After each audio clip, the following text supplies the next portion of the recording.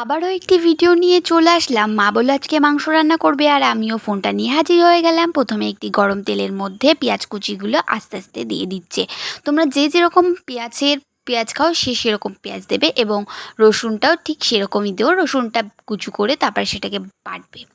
এবং এইদিকে মাংসগুলো ধুয়ে নিচ্ছে দেখো মা। তো তোমরা আগে থেকেই ধুয়ে রেখে দেবে, এবং এইটা কড়াইয়ের মধ্যে আস্তে আস্তে করে দিয়ে দেবে। আস্তে আস্তে দেবে, নাহলে কিন্তু তেল ছিটকাবে, গায়ে লেগে যেতে পারে। তো এটা হালকা হালকা করে দিয়ে দেবে, গ্যাসটা হালকা জ্বালাবে।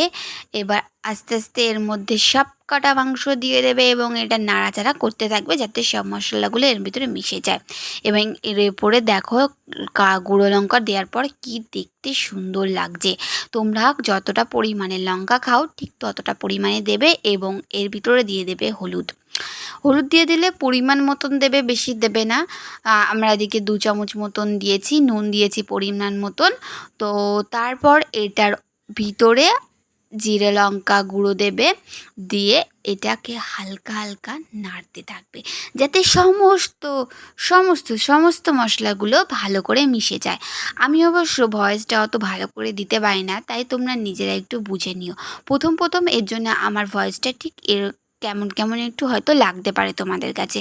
যাই হোক, তার উপরে দিয়ে দিচ্ছি আলুগুলো কেটে রেখেছিল মা, সেগুলো দিয়ে দিচ্ছে মা। দেখতেই পাচ্ছ, তাও এটাকে ভালো করে নাড়ছে আর হালকা একটু জল দিচ্ছে, কারণ এটা ঝোল, মাংসের ঝোল হবে, এবং জল না দিলে মাংসটা গলবে না। তার জন্য এই ঢাকনা নিয়ে ঢেকে দিল। আর ঠিক কিছুক্ষণ পর চলে আসলাম আবারও। তো ঢাকনা খুলে দেখি যে এগুলো গলে গেছে, এবং এরকমভাবে রেখে ওর ওপরে গরম মশলা দিয়ে দিলে, গরম মশলা না দিলে কিন্তু টেস্টি হবে না, তাই মনে করে লাস্টে গরম মশলাটা অবশ্যই দেবে। এরকমভাবে মাংসের ঝোলটা তোমরা বাড়িতে ট্রাই করে দেখবে, দারুণ টেস্টি, দারুণ খেতে।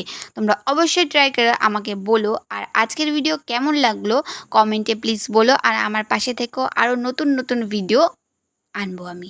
তো আজকের ভিডিও এই পর্যন্ত, বাই বাই।